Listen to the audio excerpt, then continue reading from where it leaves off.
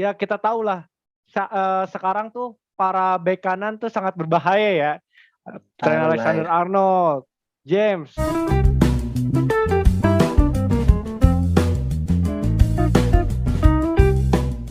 Halo guys, jumpa lagi dengan kita bertiga. Gua Bayu dan Raka. Jadi kali ini kita akan membahas khusus untuk persiapan kita di game week ke-16.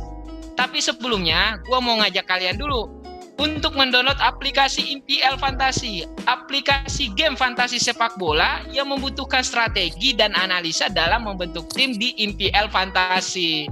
Nah, ini dijamin seru dan seru pastinya. Kenapa? Karena di IMPL Fantasi ini selain berkompetisi ada hadiahnya. Kalian pasti suka kalau yang namanya hadiah. Hadiahnya itu berupa berlian kemenangan. Hadiah berlian kemenangan ini bisa langsung ditarik di saldo GoPay dan link aja. Nah, terus hadiah berlian kemenangan ini langsung cair ketika pertandingan selesai. Jadi bayangin, nggak usah nunggu lama-lama, berbulan-bulan, berminggu-minggu, cukup langsung kelar pertandingannya, langsung tarik berlian kemenangannya di saldo GoPay dan link aja. Nah, ada lagi nih cara jitu untuk mendapatkan berlian kemenangannya lebih banyak. Caranya mudah, cukup kalian pilih kontes besar. Kontes besar ini adalah partai besar atau pertandingan week match yang berlian kemenangannya pastinya jauh lebih banyak gitu. Satu lagi nih informasinya. Berlian kemenangan itu senilai satu berlian kemenangan senilai Rp200. Jadi bayangkan kalau kalian memenangkan kontes besar, banyak berlian kemenangan pastinya yang akan kalian dapatkan gitu. Nah, cara downloadnya gimana, Rak? Oke, cara downloadnya gampang banget. Yang pertama harus dilakukan adalah ambil handphone lu, kemudian masuk ke browser di handphone lu, ketik mpl.id. Jangan salah ya, mpl.id. Kemudian langsung di-download dan di-install di handphone lu. Nah, terus yang harus lu lakukan berikutnya adalah lu harus registrasi dulu. Nah, untuk registrasinya gampang banget karena hanya membutuhkan nomor handphone ataupun akun dari Gojek kalian. Dan jangan lupa untuk memasukkan kode referral dari kita. Karena dengan memasukkan kode referral dari kita, kalian akan mendapatkan berlian bonus yang tentunya bisa kalian gunakan untuk bermain MPL Fantasi. Nah, setelah kalian registrasi, kalian akan masuk tuh ke halaman utama dari MPL, aplikasi MPL. Nah, di bagian bawah itu ada MPL Fantasi. Nah, di situ setelah kalian klik Fantasy itu akan keluar jadwal pertandingan yang banyak banget. Kenapa banyak banget jadwal pertandingannya? Karena memang di MPL Fantasi ini tidak hanya dari satu kompetisi aja, tapi dari seluruh kompetisi di berbagai belahan dunia. Jadi banyak banget jadwal pertandingannya, banyak banget kontesnya, dan tentunya akan banyak banget kesempatan kalian untuk memenangkan berlian kemenangan. Untuk memainkannya ini sangat mudah, tetapi untuk memenangkannya butuh analisa dan juga penerapan strategi yang tepat supaya kalian bisa memenangkan berlian kemenangan. Di mana kita seperti biasa di episode-episode sebelumnya kita selalu memberikan rekomendasi pemain supaya kalian bisa memenangkan berlian kemenangan yang banyak gitu. Jadi tunggu apa lagi, segera download dan masukkan kode referral kita, jangan sampai lupa. Kemudian mainkan, susun tim terbaik kalian dan buktikan kalau kalian bisa menjadi master di MPL Fantasi. Oke, jadi jangan kelewatkan keseruannya, cepat buruan install aplikasi IMPL Fantasinya. Oke, kita langsung saja masuk ke menu hidangan utama kita untuk persiapan game week ke-16. Nah, segmen 1, ada strategi transfer. Nah, gue dulu. Untuk strategi transfer gue di game week ke-16 ini, gue pengen ngeluarin 2 pemain gue karena gue ada 2 free transfer ya. Nah, yang gue sekarang pantau itu adalah aset dari MU. Yang sekarang gue mau coba keluarkan itu adalah Gallagher dan Antonio di depan gitu. Jadi gue pengen mantau dulu aset MU, kemudian ngeluarin Antonio. Mungkin kalau misalkan duitnya nggak cukup, gue bakal transfer transfer haram atau -4 gitu. Tapi lihat dulu, gue untuk sekarang masih mantau-mantau pemain MU, ada Sancho atau Rashford deh yang wajib gue masukin, karena kalau Bruno gue kemahalan sepertinya gitu. Oke, itu dari gue. Oke. Dari Raka gimana, Rak? Oke, jadi strategi transfer gue yang kemarin kan gue save transfer kan, karena gue memang ingin mengeluarkan Hayden yang gue ambil baru di game week 12 kalau nggak salah, atau di game week 13 gitu. dan ternyata memang dia tidak dimainkan sekarang, dan ini menjadi benalu di tim gua karena kan harganya juga semakin turun ya. Kita tahu kalau dengan demand yang semakin turun, harganya juga semakin turun.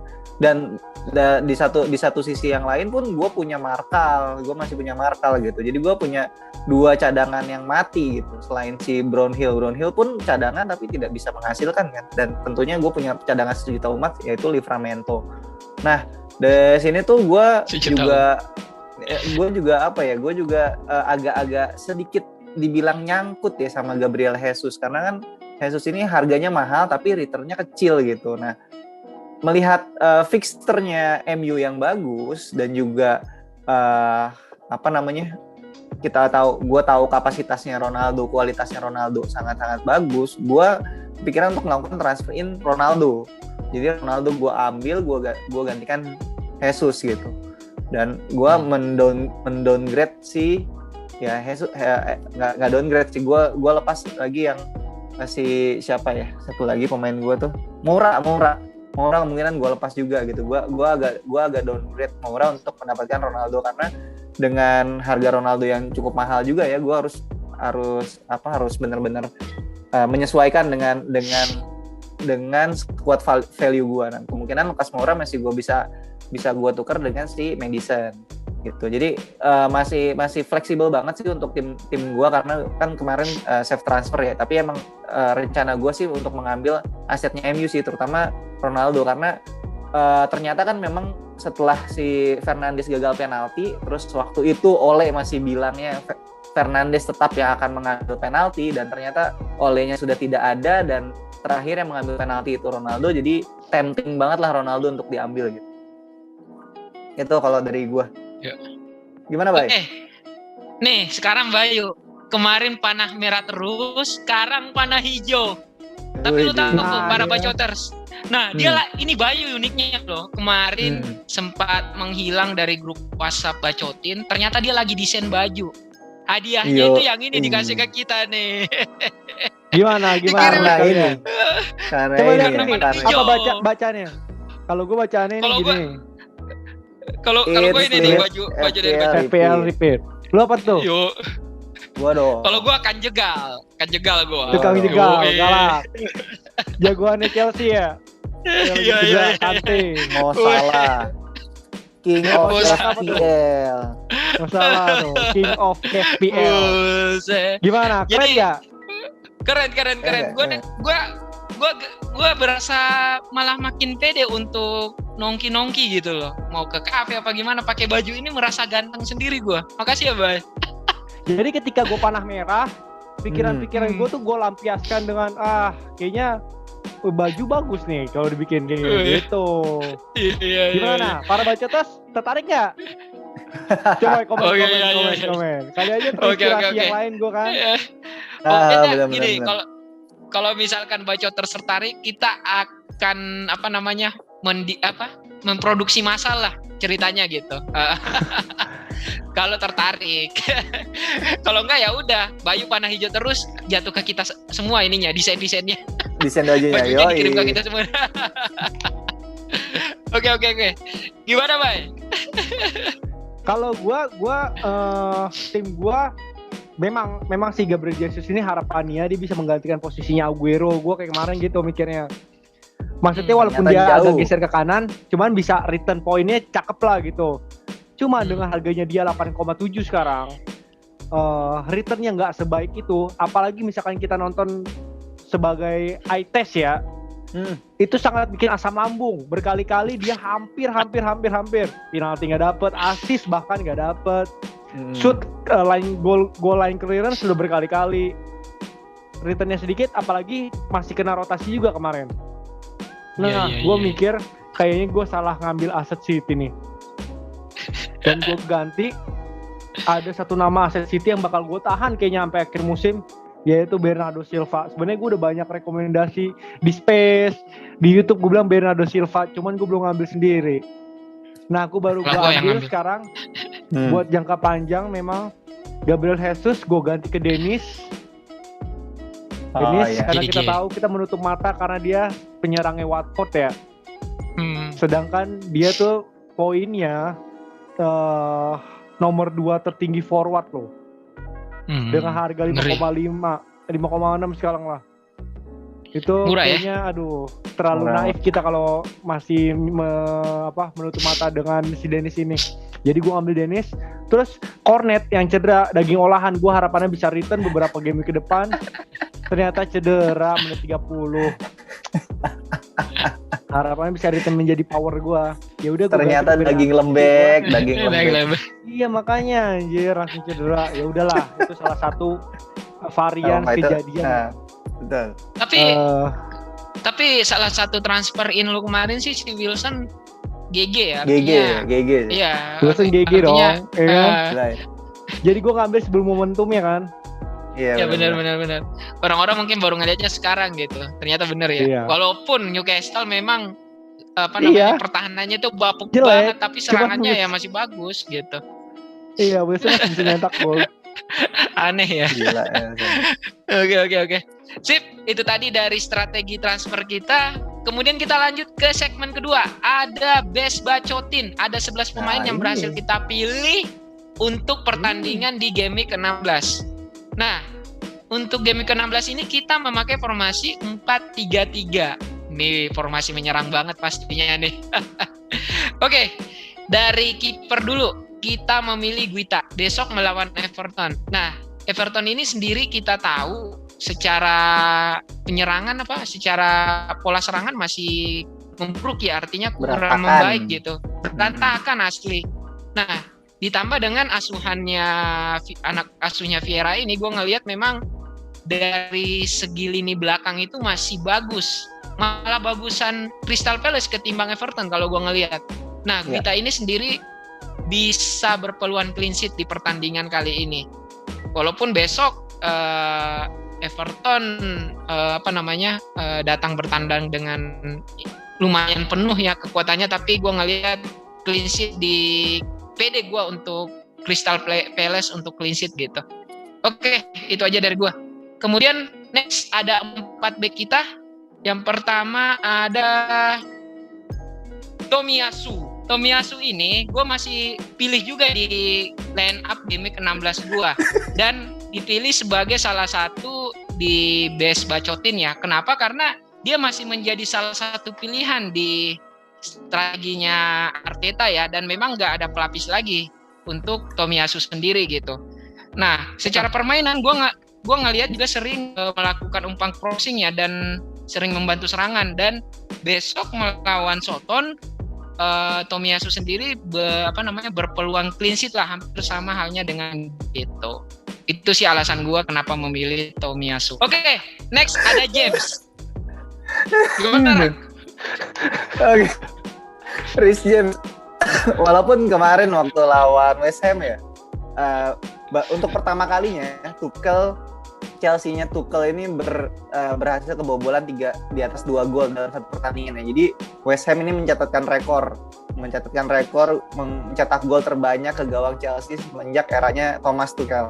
Nah, tapi dilihat dari besok melawan Leeds, yang kita tahu Leeds juga tidak semengerikan musim lalu dan akan bermain di Stamford Bridge, tentunya kemungkinan potensinya untuk clean sheet Reece James juga sangat tinggi, dan kita tahu Reece James ini selalu menawarkan attacking return yang sangat bagus. Dari 9 pertandingan yang dia start, dia sudah mencatatkan 4 gol dan juga 4 assist sepanjang musim ini gitu. Jadi attacking return-nya si James ini sangat-sangat baik gitu, dan kalau misalkan kalian suka nontonin Chelsea pasti hafal banget kalau misalkan fullback-nya Chelsea ini seneng banget ada di dalam kotak penalti lawan, bahkan di dalam kotak penalti itu di tengah-tengah gitu. Jadi mereka tuh nggak cuma menyisir doang di kotak penalti, tapi benar-benar sampai ke tengah kotak penalti, dan ini menyebabkan peluang untuk mencatatkan gol itu sangat tinggi gitu. Dan James juga punya stamina kuda ya, maksudnya dia walaupun dia sering menyerang ya 90 menit dia siap bolak-balik untuk menyerang gitu. Darah muda gitu kan. Itu sih makanya kenapa James masih tetap menjadi prioritas untuk direkomendasikan di best bacotin game 16 ini. Oke. Itu tadi dari Raka. Kemudian next ada TAA. Gimana, Bang? Nah, kalau gue TAA ya kita tahu lah sekarang tuh para bek kanan tuh sangat berbahaya ya. Trent Alexander-Arnold, James. Nah, tapi Trent Alexander ini dia udah beda next level lah, walaupun dia nggak asis sama attack golin, dapat poin bonus. Karena kenapa? Karena dia sering banget melakukan crossing dan berani melakukan shoot, itu kan dihitung poin juga ya untuk bonus poin ya. Iya.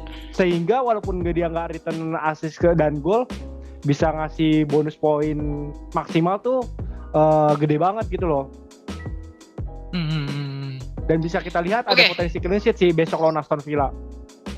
Aston Villa. Ini kepulangan Gerrard ya, pertama kali di Anfield nih semenjak pensiun.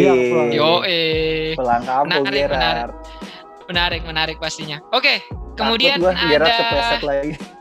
Jangan. Next, kemudian ada Cancelo. Gimana Rak? Besok Wolves nih.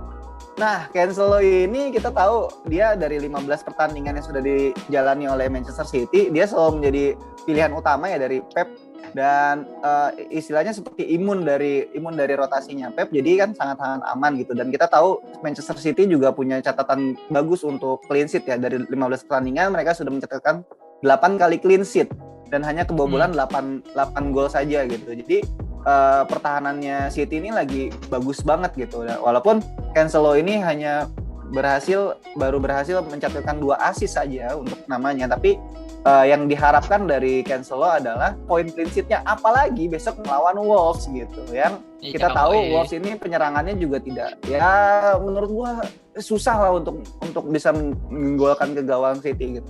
Itu sih kenapa Cancelo masih menjadi pilihan yang bijak di game week 16 ini. Walaupun attacking return-nya tidak sebagus dari wingback yang tadi sudah kita sebutkan. Nah, itu tadi dari 4 back kita ya. Kemudian kita move ke pemain tengah kita, ada 3 di sini. Yang pertama ada ISR. Ini kenapa kita pilih Smith Rowe? Karena Smith Rowe sendiri ini besok melawan Norwich juga, dan Arteta juga hampir sama Tomiyasu tadi ya. Artinya memang ini adalah pemain inti juga dari Arsenal dan masih menjadi pilihan utama buat Arteta. Dan harganya juga sangat murah loh untuk ukuran pemain yang selalu konsisten di setiap pertandingan. Jadi sayang banget kalau kita lewatkan ESR di pertandingan game week 16 ini gitu. Apalagi besok lawan Soton. Next, ada Salah. Gimana Rak? Ya, lu tau lah ini dengan baju yang gua pakai ya, Mohamed Salah, King of FPL. Di musim ini dari 15 pertandingan dia sudah mencatatkan 13 gol dan 9 assist. Bayangkan 13 gol 9 assist, itu berarti kan pertandingan itu tuh dia hampir selalu return ya. Karena ada lah tetap dia blank-blanknya, karena kan dia juga mencetaknya nggak cuma 1 gol atau 1 assist doang per pertandingan. Main FPL sampai game week 16 ini ya tidak bisa kita meninggalkan Salah gitu. Jadi ya kita tetap rekomendasikan, kita nggak mau aneh-aneh, nggak merekomendasikan Salah, coba-coba diferensial yang lain, tapi membuat kalian jadi tersesat gitu kan. Jadi ya kita akan merekomendasikan pemain-pemain yang walaupun kalian bilang template atau terlalu biasa gitu ya, memang main FPL ini ya kita cuma milih 10 pemain karena satunya udah pasti salah. Gitu. Udah pasti salah gitu. Oke, lanjut. Next ada Bernardo. Gimana, Bay? Nah, Bernardo nih kayaknya pemain paling penting di musim ini untuk Manchester City. Bernardo harusnya. Ketika Kevin De Bruyne pembeda sih dia yang megang. Terus juga posisinya kalau di dalam lapangan ketika terjadi pertandingan tuh sebagai strikernya, karena sayap-sayapnya City sekarang melebar gitu loh. Pantesan Jesus nggak dapat poin ya? Iya. Sayapnya melebar, terus wingbacknya itu ke tengah, dan penyerangnya itu Gundogan sama Bernardo Silva. Tapi Bernardo Silva dia lebih klinikal dibandingkan Gundogan. Bisa assist dan lagi bagus ya. First time-nya aja bagus banget, yang gol yang waktu kemarin tuh yang diumpan sama Gabriel Jesus. Dengan harga 7,4 dapat pemain City yang nail tuh, aduh cakep banget. Kepemilikan juga belum terlalu besar-besar banget sih, masih 20-an%. Betul. Kemarin udah 2 pertandingan bisa mendongkrak terus banget kan. Iya, jadi gue juga ngambil sekarang. Oke. Next kita beralih ke 3 striker kita. Yang pertama ada Dennis. Gimana, Bay? Ini yang lu transferin loh di game kali ini. Iya, gue transferin dia. Karena kita tahu juga dia penyerang poin nomor 2 tertinggi ya dengan harga 5,5. Nomor satunya Vardy dengan harga 10. Dan kita masih banyak menutup mata sih karena dia posisinya striker di Watford. Iya. Kita tahu Watford dia kan tim semenjana lah, tapi ketika dipegang sama Ranieri dia berbahaya banget. Bahkan dia bisa nyetak 6 gol dan 6 assist gitu. Si Dennis ini mematikan, kalau counter attack pasti dia yang lebih lari daripada si Joshua King. Jadi gue sangat suka sih sama pemain ini, harganya murah 5,5, 5,6 malah sekarang. Harusnya kalau misalkan masih performanya stabil, konsisten nyentuh angka 6 sih nggak masalah sih, harga 6 nanti gitu. Iya, karena juga fixernya mendukung banget ya, Bay. Iya, fixernya mendukung ke depannya gitu. Asli, ini bisa lah 3-4 game week 5 game ke depan bisa lah. Iya, bisa diambil. Bisa lah. Oke. Next, beralih ke striker termahal kita di depan ada Ronaldo besok melawan Norwich. Nah, ini unik juga sih pelatih barunya MU kemarin Rangnick pas interview kemarin. Kalau Ronaldo ini masih menjadi andalan di lini depannya dia gitu, dan dia nggak pernah ngelihat striker yang berusia 36 tahun itu masih bugar gitu loh.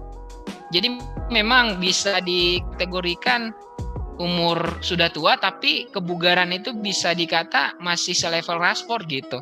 Dan memang gue ngeliat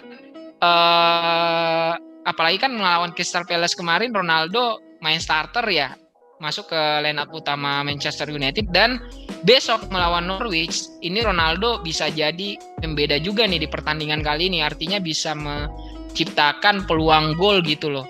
Dan bisa jadi gue juga bakal mikir-mikir bakal ngaptenin Ronaldo di game ke-16 ini besoknya gitu. Itu aja sih kalau dari Ronaldo. Oke, next. Vardy gimana, Son? Oke, terakhir striker kita adalah Jamie Vardy. Dimana di kompetisi Inggris ini dia sudah mencatatkan 9 gol dan juga 1 assist. Dan kalau misalkan kita lihat, kita sekarang pakai kacamata XG ya. XG-nya itu dia 5,58, tapi dia sudah mencatatkan 9 gol. Ini kan membuktikan bahwa si Vardy ini adalah penyerang yang sangat efektif gitu, super clinical striker.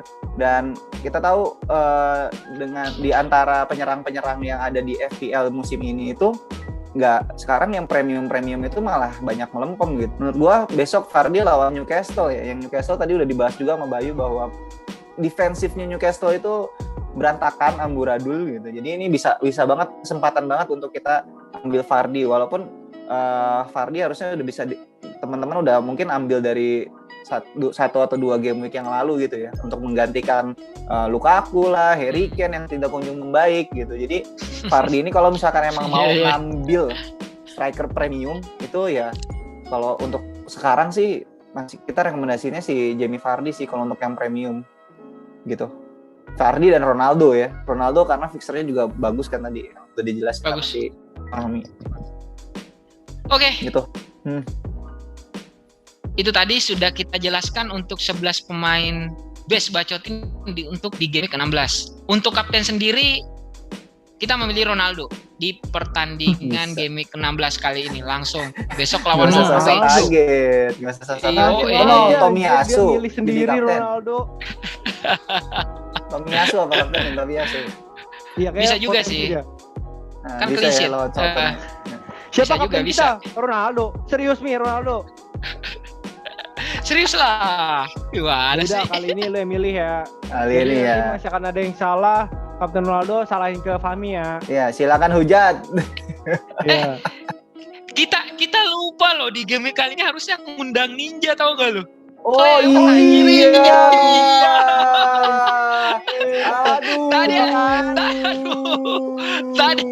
Tadi podcast tengah-tengah gitu, aduh. Lupa gua. Anjir. Gue juga lupa. Kok ada yang beda gitu. Yaudah Ninjanya berarti nanti lah. Game depan lah ya. Ya, kita rapel aja next game gitu. Langsung 2 hukuman ya? Langsung 2 hukuman. BTU. Oke, untuk game week kali ini sudah kita jelaskan semua dari strategi transfer sampai dengan best bacotinya, sampai tadi ada pemilihan kapten. Semoga apa yang kita sampaikan, apa yang kita diskusikan di episode kali ini bisa menjadi gambaran kalian dalam menyusun strategi di game week ke-16 gitu. Oke, untuk kali ini cukup sampai di sini. Sampai jumpa lagi di game week selanjutnya. Dadah.